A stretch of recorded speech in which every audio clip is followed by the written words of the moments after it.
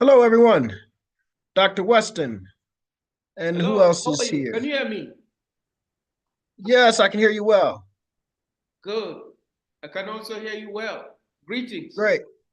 Greetings.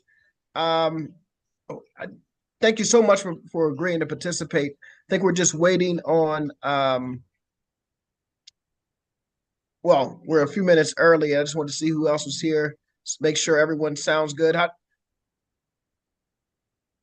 Everything fine? Okay, well, we'll get started in about 10 minutes. We have another guest, and we'll just start with some very brief introductions and then a kind of general overview of what AGOA is, because we will have a lot of Americans who view this who may not necessarily be familiar with the intricacies of AGOA. So, kind of a brief introduction, and then we'll get into how it's going to play out in this current presidential election. Great. No problem. So we'll get started momentarily. Good.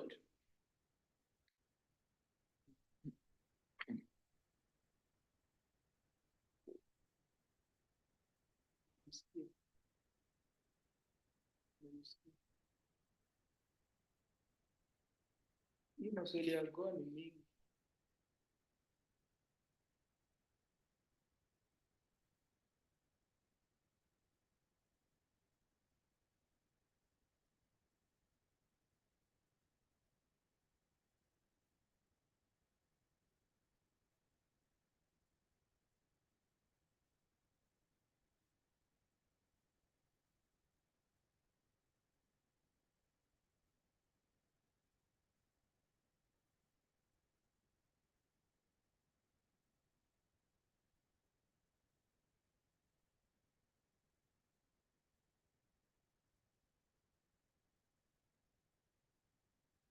Wakisema hii kitu ya our African countries.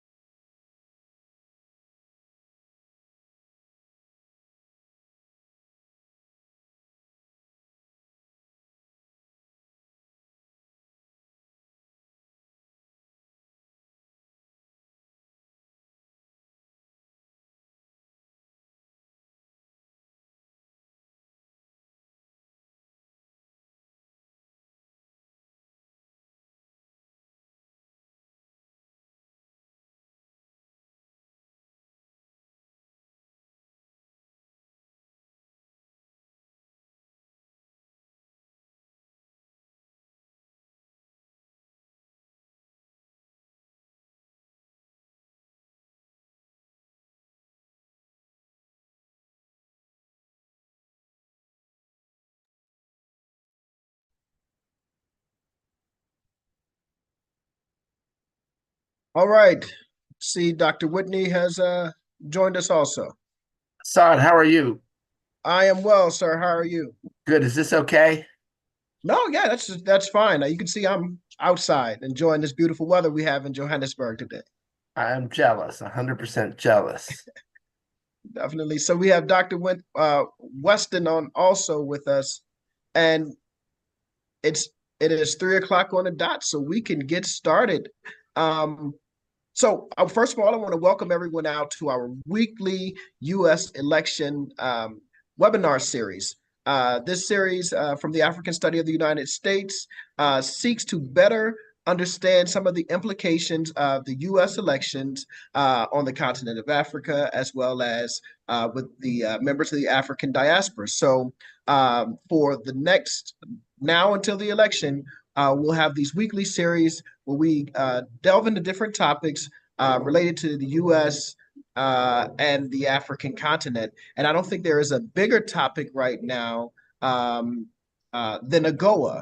So we have two very special guests who will kind of enlighten our virtual audience on the importance of AGOA and some of its implications in the 2024 U.S. presidential elections. So can we start with some brief introductions? Maybe Dr. Weston, I'll start with you. Thanks so much, Assad. I'm Winston. I teach international relations at the University of the Witwatersrand, Johannesburg.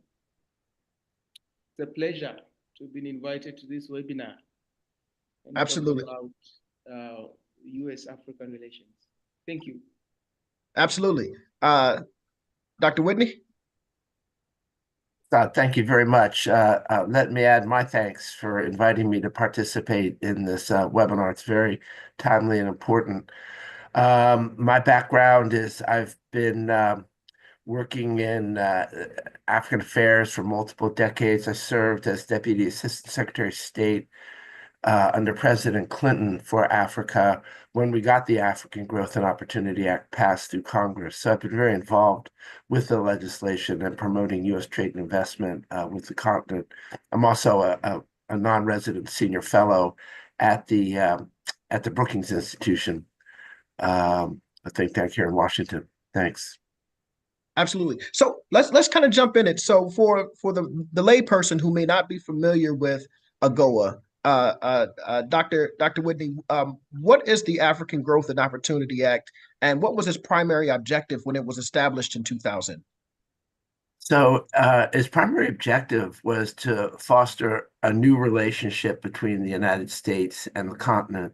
Until that time, U.S. policy toward Africa was predicated on aid and like a donor-recipient relationship.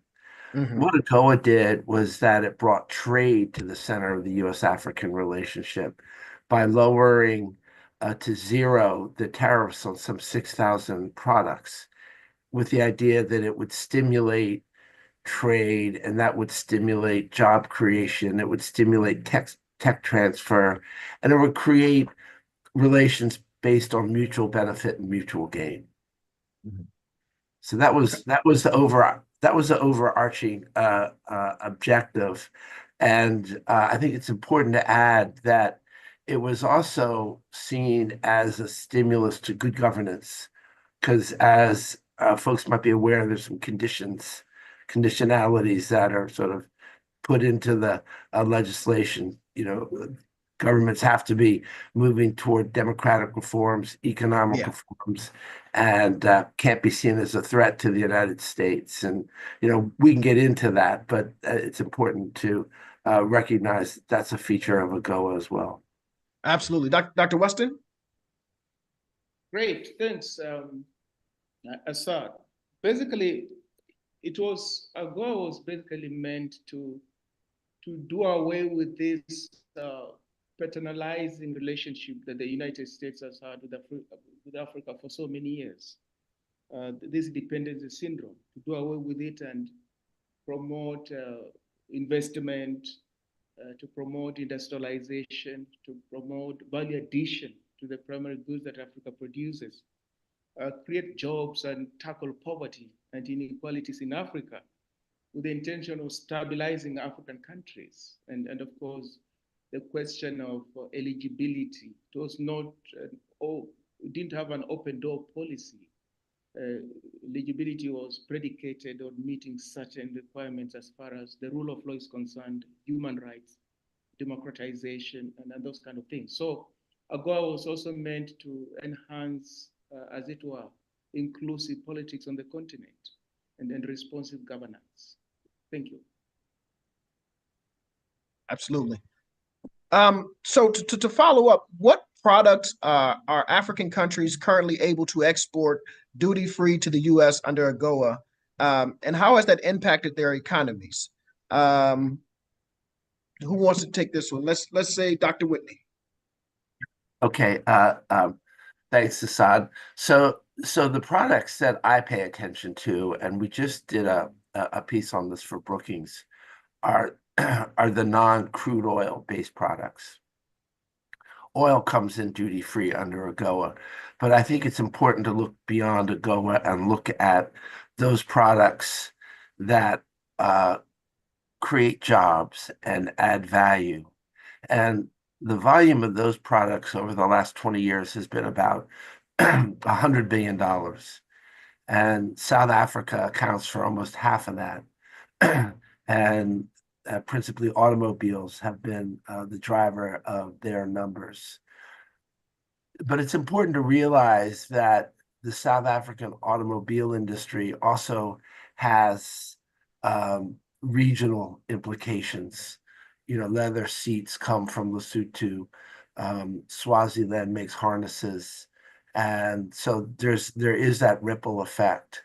Another product that comes in through AGOA is apparel, and that countries like Kenya, Mauritius, Madagascar have really been at the forefront of that.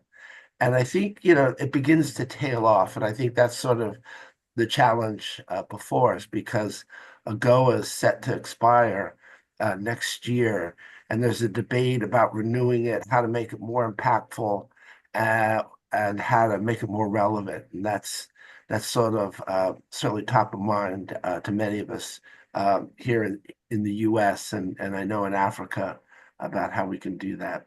But we can get into that further along. Absolutely. So let's maybe touch upon its renewal and the implications that it possibly not being renewed can have on South Africa and the African continent in general. So, Dr. Weston, would you like to take a stab at it? Well, the debate about renewal is creating a wait and see kind of approach on the African continent, and specifically in South Africa. In principle, there's unanimity that AGOA should be renewed for the next 16 or so years because of the effects that this trade pact has had on the African continent. But that will depend on how the US elections pan out. It's being said that the outgoing president, Joe Biden, when he met African delegations in the US in last July, he committed to the renewal of AGOA Pact. Mm-hmm. And therefore, the thinking is that if he succeeded by Kamala Harris, then the pact will be renewed. But on the other hand, if Donald Trump wins elections in November, his America First nationalistic policy could take precedence over the AGOA Pact, and there are fears that he could refuse to renew it and concentrate on domestic affairs and economic issues back at home. So African countries and African governments are crossing their fingers and waiting after the elections in November, and that the results of the elections will determine the fate of AGOA. Dr. Whitney, your thoughts? Well, I think what Dr. Weston said is spot on.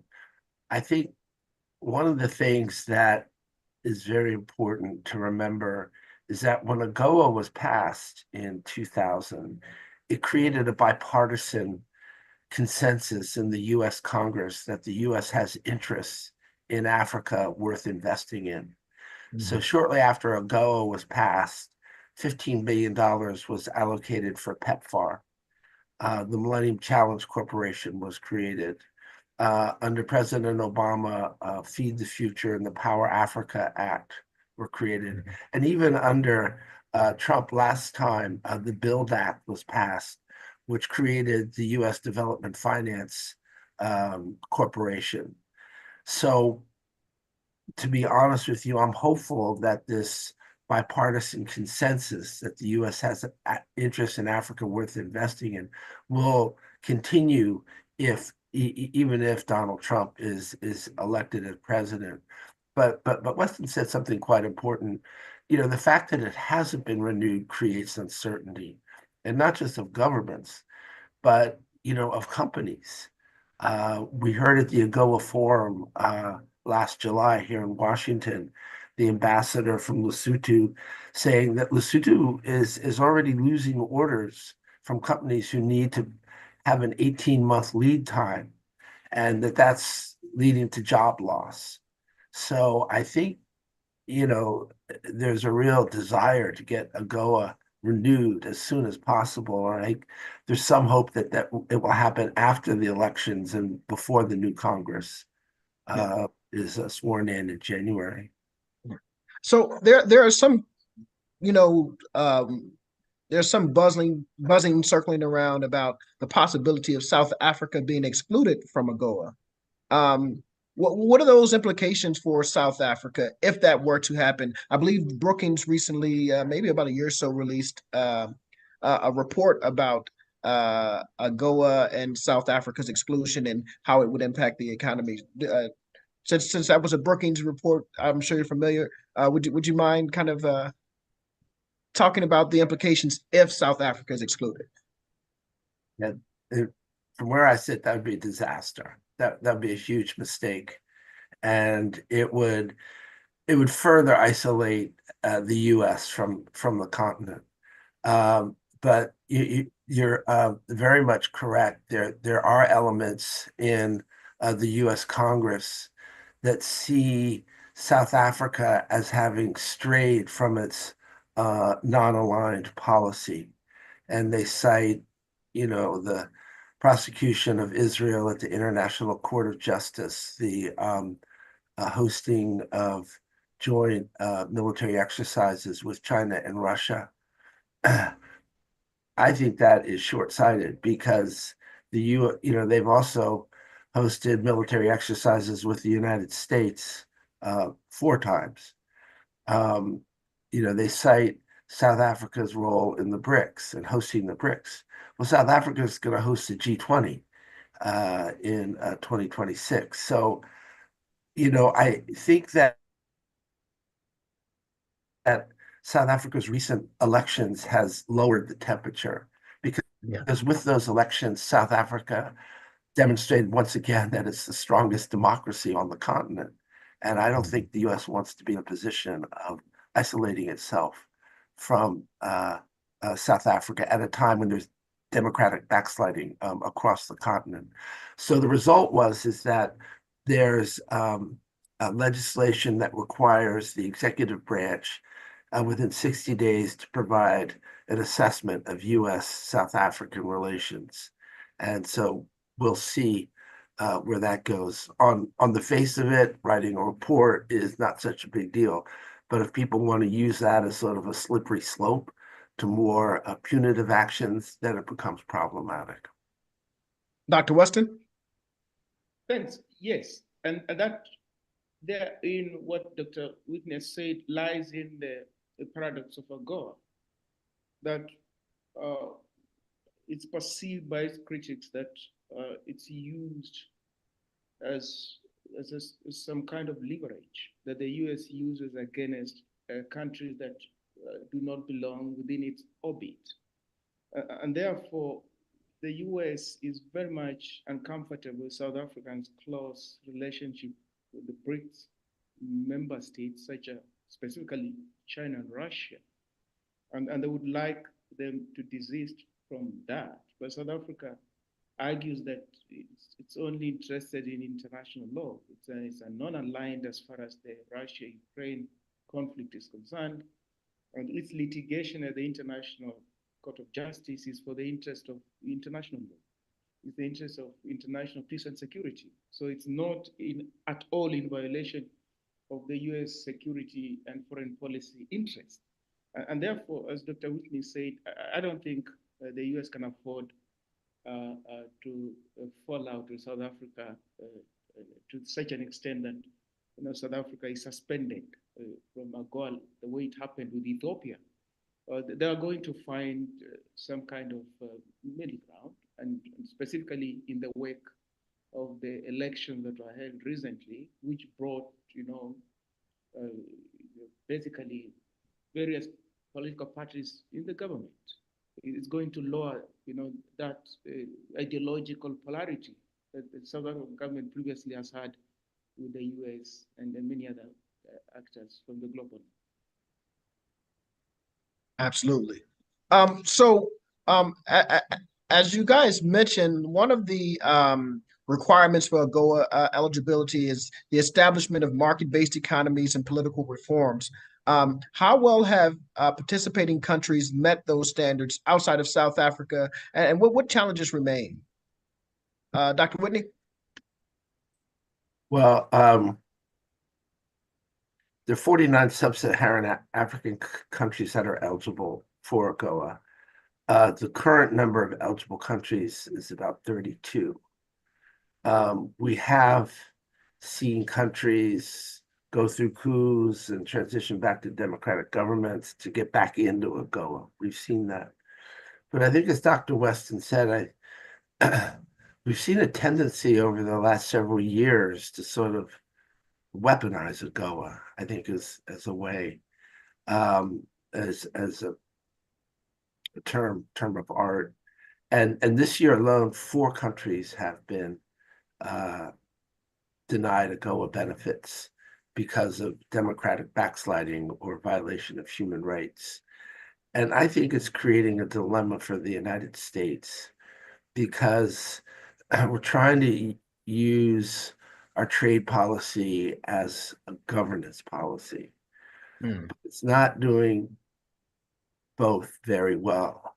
And I think we're at sort of a fork in the road where we need to separate out the governance criteria of AGOA and focus on its trade aspects, because we've seen the rise of our competitors on the African continent, and the US really hasn't responded in terms of trade and investment in the same way. So I don't think a separation of the governance criteria would indicate that the US is backing off from its commitment to democracy, its commitment to democratic government. But I think we have other instruments like sanctions, like the Magnitsky Act, like AfCFTA, that we can use to leverage on bad actors who create conflicts and undermine good governance, and that we should focus on that. One last point, I mean, Ethiopia is a case in point. Here was a conflict between the central government and Tigray, and they lost AGOA benefits. Who loses out? It's sort of the several thousand women in the Hawassa Industrial Park in the southern part of Ethiopia that lose their jobs. It's US companies that close their operations there. And that strikes me as counterproductive, because those are the two things that we're trying to do. We're trying to stimulate economic development, job creation, and we're trying to provide support for US companies to invest in Africa. So, Dr. Weston, I want you to respond to that, but also I wanted to bring in the role that China is playing in the kind of changing relationships, trade relationships, and maybe even posture of some African nations. Dr. Weston? Thanks. Aside, US, I agree with Dr. Whitney. US cannot afford to, for instance, characterize countries like South Africa as malign actors, because they take certain decisions on the basis of being sovereign states. For the simple reason that since the end of the Cold War, Africa has never had, diverse, foreign actors from which to choose. If the US was to alienate Africa, effectively what that would do would be to push Africa into the arms of emerging and increasingly, rising players such as China and many others like Turkey, who are very much, uh, trying to, even Russia, to make a foothold on the continent in terms of security and then economic issues and trade. So they will have to use diplomatic ways of resolving whatever differences that they may have with South Africa, with Ethiopia, or many other countries, because it's not just the state actors, that in fact, if you suspend a country from the AGOA Pact, it doesn't hurt the state actors. It actually, as Dr. Winter said, adversely affects poor people in Africa who have no jobs, and peasants, because the economies will tank, and who's going to pay the price? It's the ordinary people on the continent. So diplomacy, rapprochement, and dialogue is the way to go, as opposed to wielding a big stick as it used to be at a bygone era.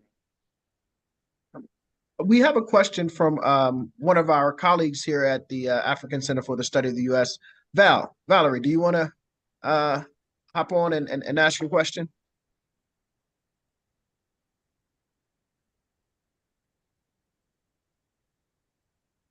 Hello everyone. So my question is, what do you guys, or what do you, the presenters, think is the future for AGOA in regards to climate change, as the US is seeing different types of climate patterns and climate changes in regions that are suppliers of different types of foods. So in the Midwest, there's changes of the grain supply because there are increased tornadoes and different types of climatic situations changing the supply of food within the US. And conversely, the same is happening in Africa. What do you guys think the AGOA policy needs to do to become more resilient to climate change so that both sides, because currently it's a unilateral trade agreement where Africa supplies food to the US, but now as it's going, both sides will not be able to supply to meet all the demand. So what is the future for AGOA, and should it be reframed or rethought to address this kind of vulnerability that is becoming more and more prevalent?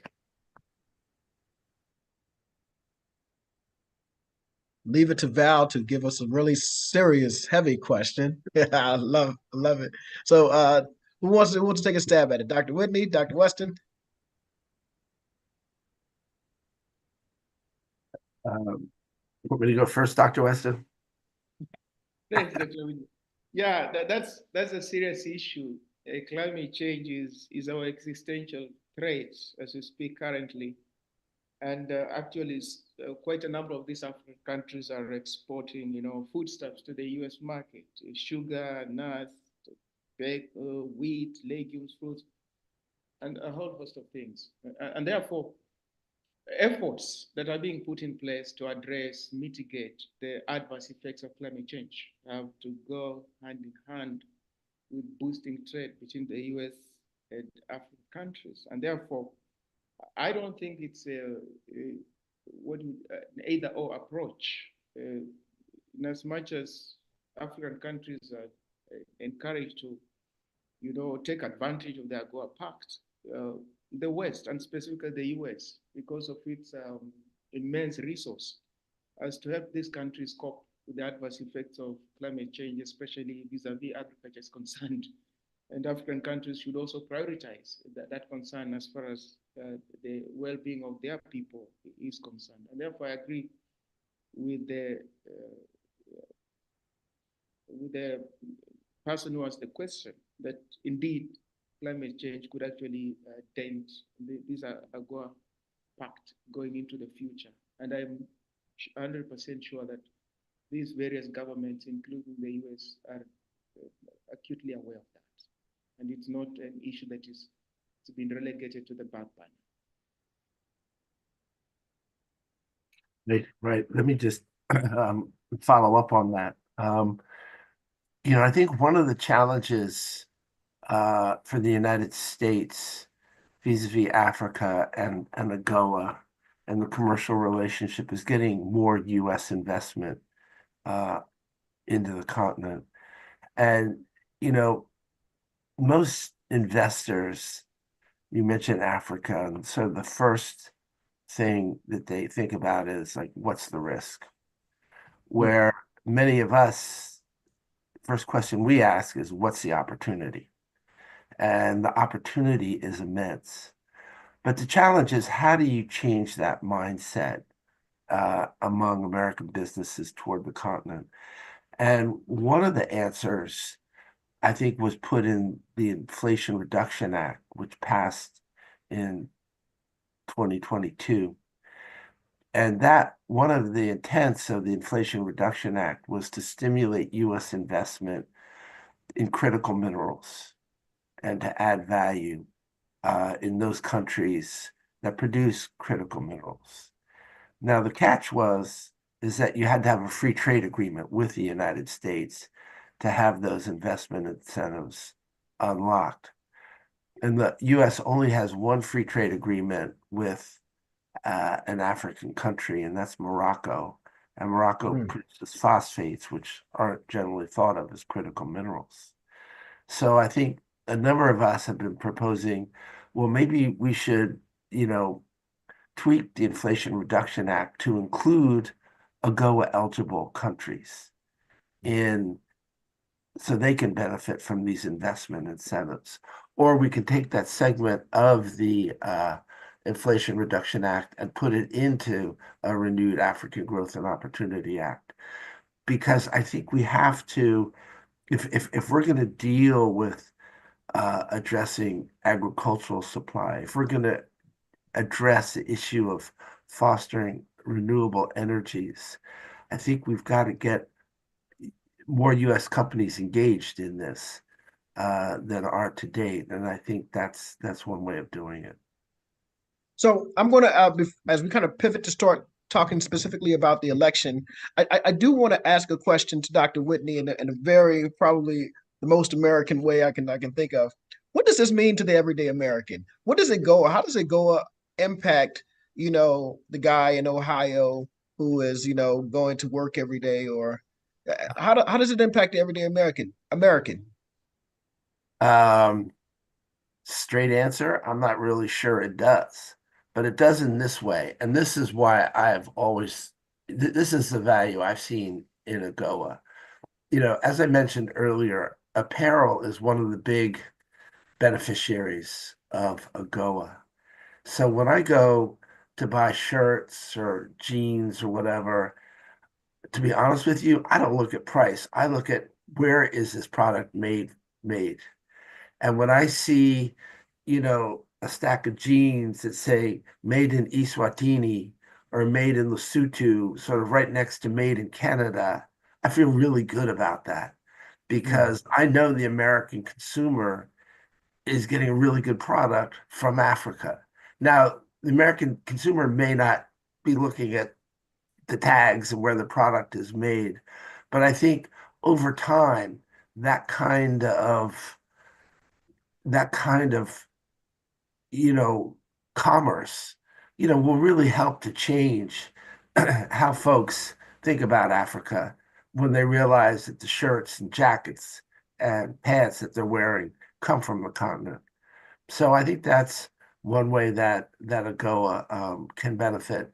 And if we can really unlock sort of the critical minerals of the continent, I think that would be another really important way to appreciate that, our green energy transition is being aided by resources that have been developed in Africa. We just can't take resources out of the continent. We have to add value. So I think we have an uphill battle on our hands, but I think AGOA provides some opportunity in winning that battle. Dr. Weston, did you want to chime in on that question? How does AGOA benefit the American? Well, I wouldn't really know on the ground how that does, but what it does in an indirect way is that AGOA, with its intention of, boosting Africa's economies, trade and investment, it contributes to the unlikelihood of many African countries sliding into state collapse as a result of economic failure, political instability and those kind of things, which could translate into international crimes, one of which is terrorism. So AGOA, in an indirect way, it contributes to the stability and security of the U.S., society. And to me, that it impacts on the ordinary people of the U.S., that people in Africa, if they have jobs and decent jobs, they have wages, then decent livelihoods, what they do is they curb the likelihood of people resorting to extremism and those kind of things, which would not just have adverse effects on African societies and African countries, but on international peace and security. So as we pivot towards 2024 November, this is probably one of the most important elections in the history of the United States. I know we always say that every 4 years, but I believe this one is truly important. We have two stark, contrasting candidates: Donald Trump, former President Donald Trump, and current Vice President Kamala Harris. My question is, you guys kind of touched on this before. If I'm an African nation looking to get into AGOA, who am I rooting for? Who am I saying I need this person to win this election this year because it's going to benefit me? Dr. Weston. Is that who I'm rooting for as an African? Yeah. Well, I think there are pros and cons depending on who wins the elections. First, the topic of the day, as far as AGOA is concerned, Kamala Harris winning, renewal of AGOA, extension of that pact and all the benefits that come with that will definitely work towards, improvement of African economies, especially for countries that are eligible. That would boost African economies. So that would be a plus.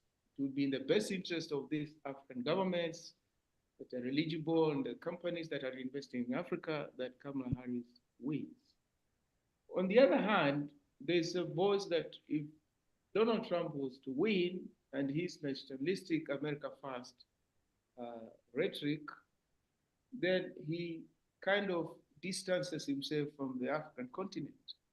And that gives Africa room to chart its path going forward, as opposed to, this paternalistic relationship whereby on the continent, there are critics who don't take kindly to, for instance, African leaders being invited to DC from time to time. And not just DC, it could be Beijing, it could be Tokyo, it could be New Delhi. They take great exception to that. So it depends on who you ask, but from a point of view, not much would change because the United States of America will relate to Africa based on Africa's agenda, how Africa wants to relate to the US. What are the strategic interests they would like the US to help them realize, as opposed to there will be a president in the US who will help Africa achieve its interests and goals. That cannot happen.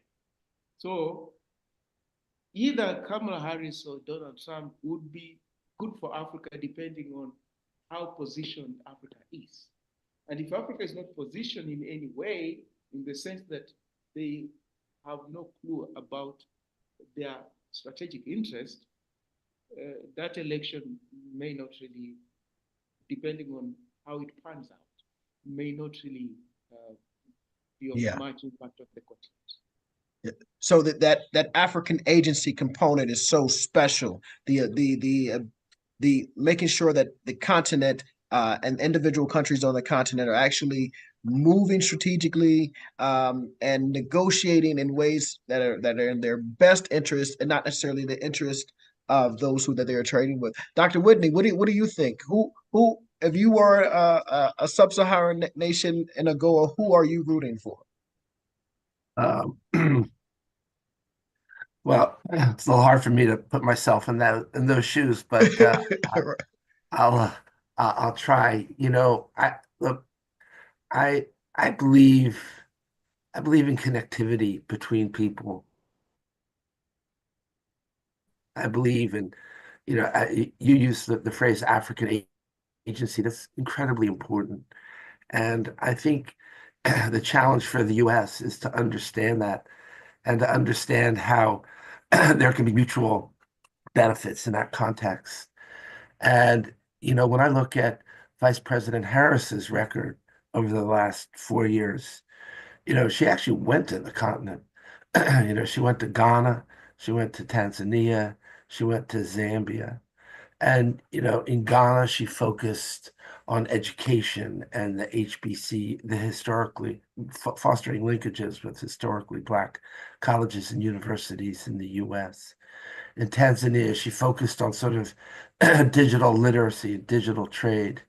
And in Zambia, she focused on issues related to democracy. And I think that kind of agenda is highly relevant on a continent where, you have 1.3 billion people. Soon it'll be 1.1 in 4 people in the world will be on the continent. The median age is 19. Afrobarometer and their polling indicates that 2/3 of the people on the continent prefer democratic governments. And I think the Kamala Harris administration would work on those issues. We don't have all the answers, and we can learn from our African counterparts, just like we can share our experiences. Donald Trump, on the other hand, his last 4 years, didn't really show a lot of interest in Africa, to say the least. I'm not going to repeat the words here, that he used, but I think we all know how he saw it. And, his Secretary of Defense, Mark Esper, in his memoir, writes that Trump mentioned to him his desire to close all U.S. embassies in Africa. So my concern is that we would pretty much withdraw from the continent, that we would cede the African market rather than partner with the African market under a Donald Trump. That's my concern. Trump also, as I mentioned, he did the Build Act. They created Prosper Africa. They had special envoys for the Great Lakes and the Sahel. So, clearly there would be some initiatives, but I think we need to be, as President Biden says, all in on Africa, so we can make sure that the kind of partnership that I think most African governments want to see with the United States, in fact, materializes. Absolutely. So I want to ask, some experts suggest that sectors like clean energy, digital services, and value-added manufacturing represent Africa's future economic potential. How could a AGOA be updated to better target these sectors? Dr. Winston, and then we'll come to Dr. Whitney.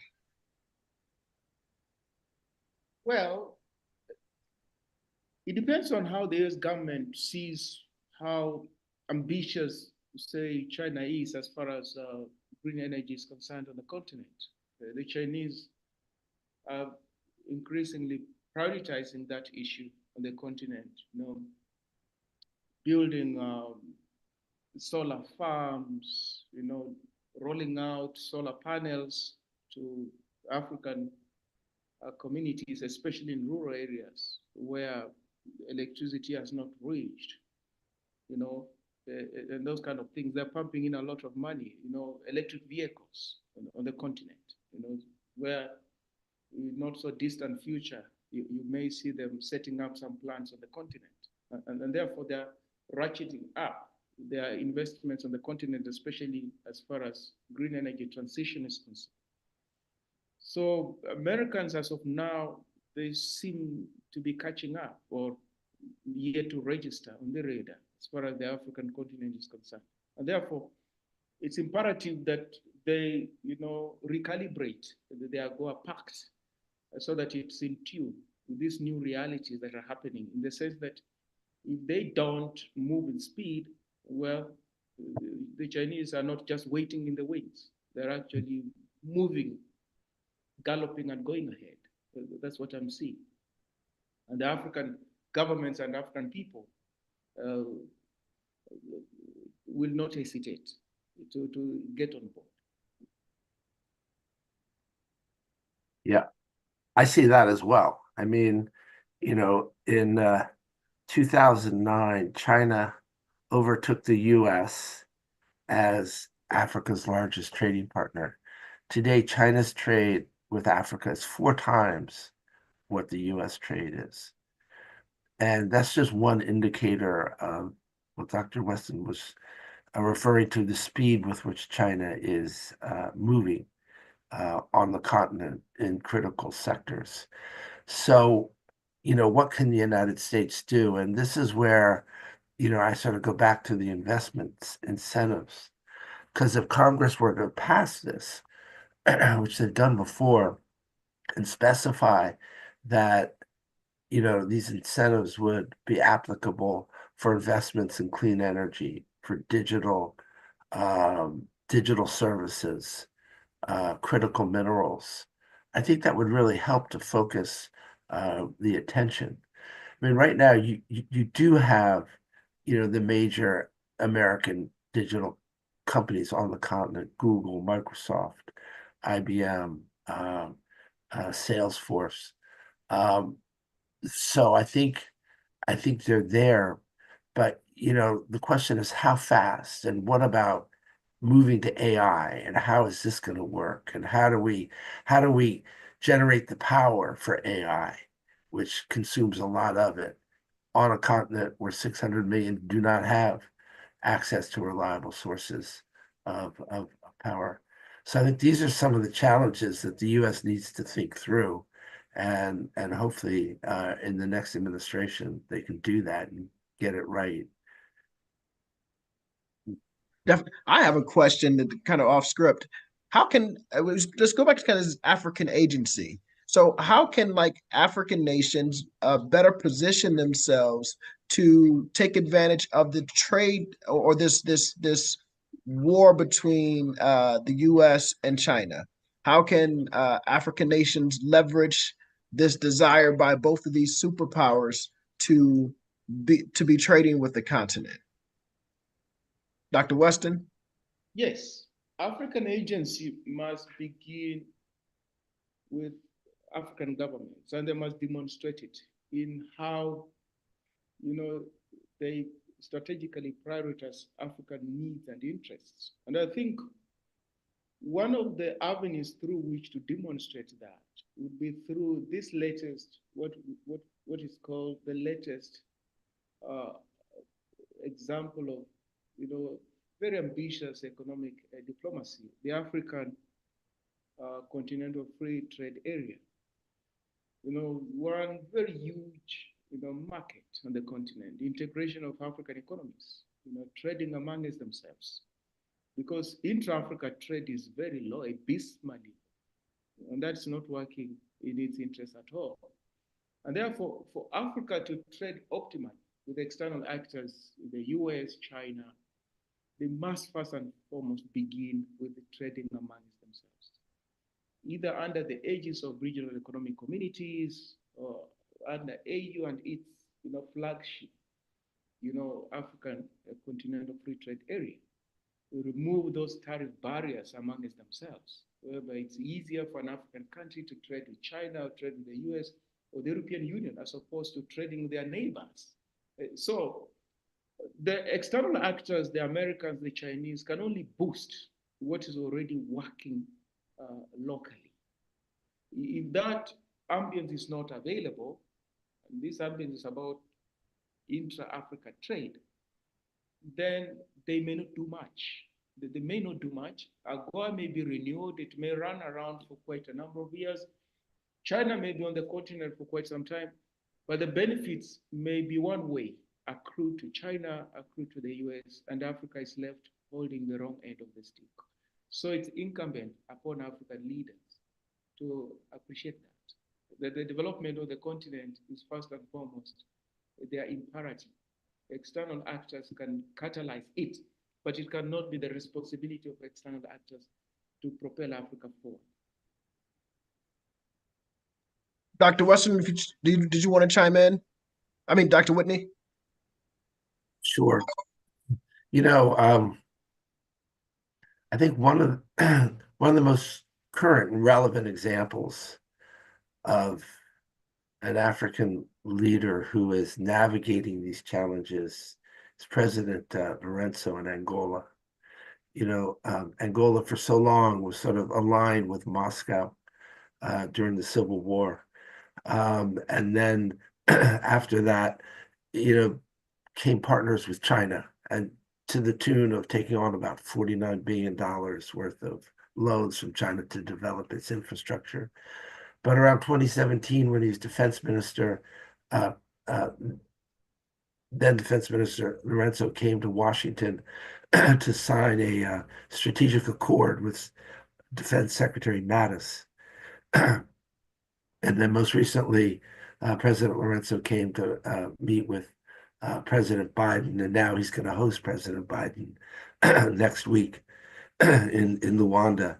That will focus on a number of things, including the development of the Libido Corridor Initiative. I raise this because I think President Lorenzo's done a really good job of sort of navigating these challenges. He basically has maintained good relations with all key external partners, and at the same time is attracting new investment in the infrastructure space to Angola and in the clean energy space. And I think we need to see more of that kind of commercial diplomacy. I just want to go for a second to the African Continental Free Trade Agreement that Dr. Weston brought up, because it is quite important in this context. And the renewal of AGOA, the legislation that's been put forward by Senator Coons and Senator Risch, sort of has that in mind. AGOA was designed to engage 49 countries of sub-Saharan Africa, but in their legislation, they have rules of origin of about 35% from North African countries trading with other African nations as a way to facilitate the development of the AfCFTA. And one dynamic that I focus on is when AGOA was renewed in 2015, Congress asked all AGOA beneficiaries to develop AGOA utilization strategies. and about half have.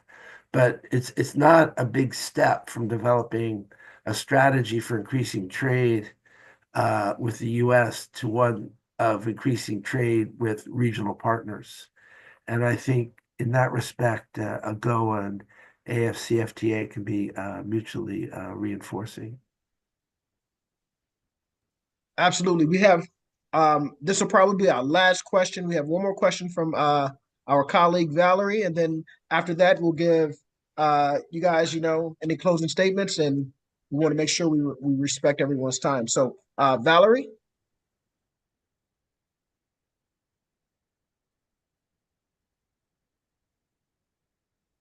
Uh, Hello once again. So my question, you think that the current nature of AGOA, which is more of a direct financing of a project or receiving increasing trade from a certain provider to the US, do you think that it AGOA should begin to include alternative financing mechanisms like blue bonds and green bonds for agricultural sector, for example?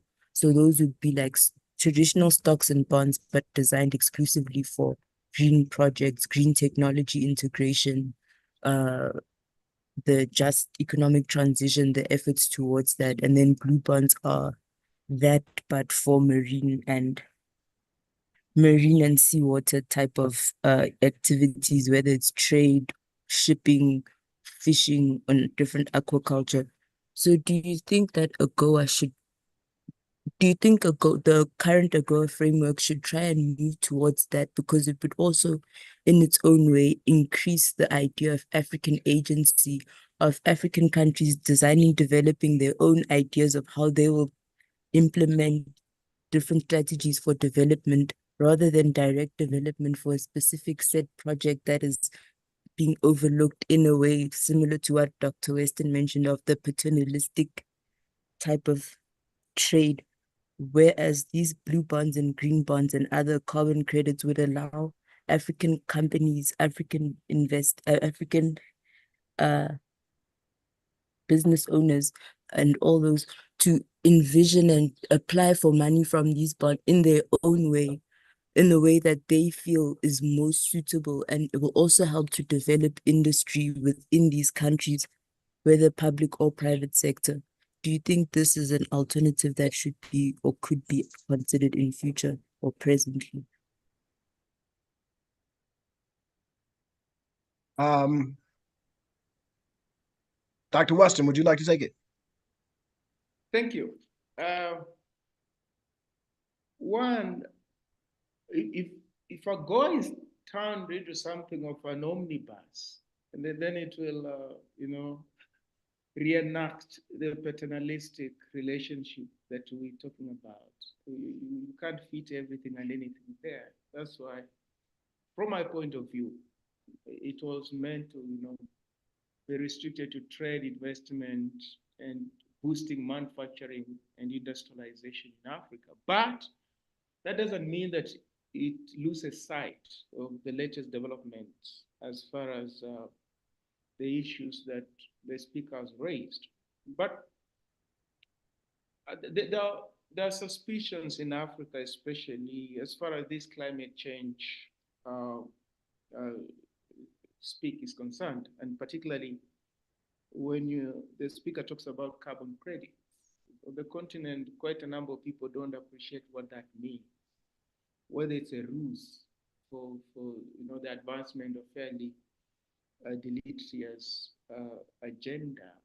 For instance, in some countries, people are saying, but you know, to benefit from that carbon credit kind of arrangement, some governments are violating the rules of the human rights of indigenous communities, being driven out of their settlement areas where they have resided for millennia, in exchange for the benefits of those kind of arrangements. And therefore, there's a lot within this panoply of climate change that is not clear, especially to the rank and file of people on the continent.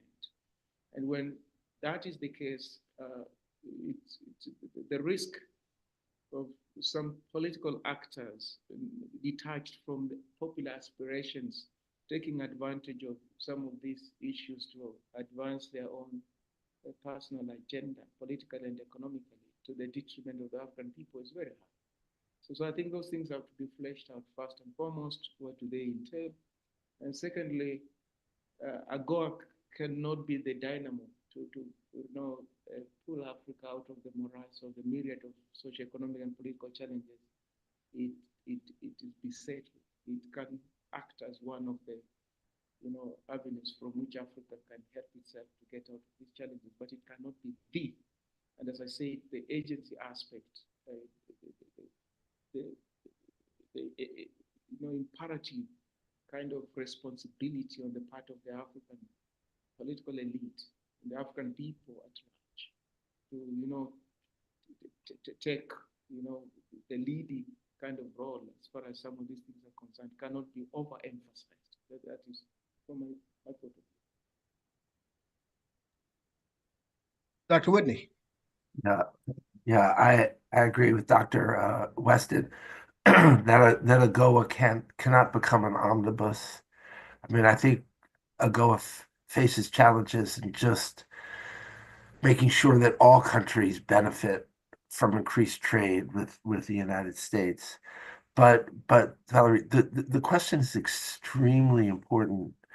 And here, I sort of pivot to the financing around the Libido Corridor Initiative, which I think is the real value of, or one of the values of this initiative, because this is not just a US initiative. This is an initiative of the US, of the EU, of the three African governments, Angola, DRC, and Zambia. But equally important is the role of the African Development Bank, the Africa Finance Corporation, the Development Bank of Southern Africa. And here, in my mind, this is a model for future engagement. So what you're talking about, investments, creative investments in blue water projects or creative investments in agriculture, I think is more in the realm of sort of the financing entities working together to do this, the standard banks at JP Morgan, the Africa Exim, and unlocking this capital, unlocking the sovereign wealth funds, unlocking the incredible value of the African diaspora here in the United States and the resources that are sent back to the continent. In 2022, Nigeria paid out a diaspora bond that it had set up, very successful, for about $300 million. That's the good news. The reality is that folks in the Nigeria diaspora send 5 billion back a year. And if we can sort of start leveraging this kind of capital for the sort of more strategic, the more discrete projects that you're referring to, I think that could be quite important for creating new opportunities, new jobs, responding to climate change, food security. All right. So we are about 3 minutes before the hour, and I just wanted to give each of you guys an opportunity for a closing remark, to kind of wrap up this conversation we've had. So I'll start with Dr. Weston, and then we'll end with Dr. Whitney, and then we'll wrap up and see you guys next week. Thanks, Asad. AGOA is not all rosy. For instance, in Kenya, as a case in point, Kenya exports apparel and other textile products to the United States of America. And over the years since 2000, it has been doing well. From 2000, it was to the tune of 55 million US dollars. That's around 2001. By 2022, that moved to 603 million US dollars. That's quite some increase. But it's offset by importation of pre-used clothing in Kenya. So effectively, the money the government gets out of the pact, as far as apparel is concerned, is also used to import pre-used clothing from the US. So it cancels itself out. And I think that could be the case in other African countries. So we realize at the end of the day, not much had trickled down as far as the economy is concerned. Secondly, as far as the election is concerned in the US, there's a tendency to, dichotomize whether it's a Republican president or a Democrat. What will that mean for Africa? Well, on the continent, usually people tend to be, drawn to, democratic governments. But in the recent past, for instance, if you're talking about a lasting legacy in Africa, PEPFAR, the US President's emergency plan for AIDS relief under George Bush, it had quite a lasting impact as far as addressing HIV and AIDS is concerned on the continent. If you're talking about democracy and the rule of law, for instance, it was under Bill Clinton that the genocide in Rwanda happened in '94. And Bill Clinton also, told Africa, selected a number of African leaders at the time in the mid and late 90s. Paul Kagame, Yoweri Museveni, Meles Zenawi, Afewerki of Eritrea, and even Joseph Kabila of Congo. These are the future of Africa. Years down the line, they had either turned against one another or they were presiding over regimes that were anything but democratic. During Obama, Hillary also did a whirlwind trip across the continent and talked about democracy and the rule of law. And, cautions Africa against embracing China. But even Barack, when he made his speech, his last tour on the continent, from Addis, the seat of the AU. At the time, Ethiopia was in a firm grip of a kind of regime that was anything but democratic. So what is it? On the continent, there are these people who say, no, it doesn't really matter whether it's a Republican or a Democrat in the Oval Office. Autocrats usually have free reign on the continent, and depending on how they strategize themselves on the war against terror and those kind of things, they have a free pass. So it's not a clear-cut question of either or, as far as, let's say, democratization, the rule of law, and those kind of values are concerned on the continent. But in practical things, I think George Bush is credited for having done something substantive that African people on the ground who at that time were caught in the throes of the HIV and AIDS pandemic, gave them a lifeline. So I think that those who say it doesn't matter how that election pans out. Thank you. Thank you, Dr. Weston. Dr. Whitney, you will have the last word. And first of all, I want to thank both of you guys for joining us. I know we're over time, but Dr. Whitney, you get the last words, and we'll be back next week, 3:00. Great. I'll just be brief. One, thank you for convening us. Thank you for inviting me. It's great to be involved with the African Center for the Study of the United States, and I'm proud to be a board member. Let me just say that I think that it matters for U.S. relations in the world who is our next president. America first versus American leadership. And, all the examples that Dr. Weston just gave are very accurate. We need the partnership. We need to have the kind of relationship where there's honest exchanges in terms of understanding each other, understanding each other's interests, setting up long-term engagements. I would like to see a regular opportunity to meet at the head of state level. That certainly doesn't exist right now.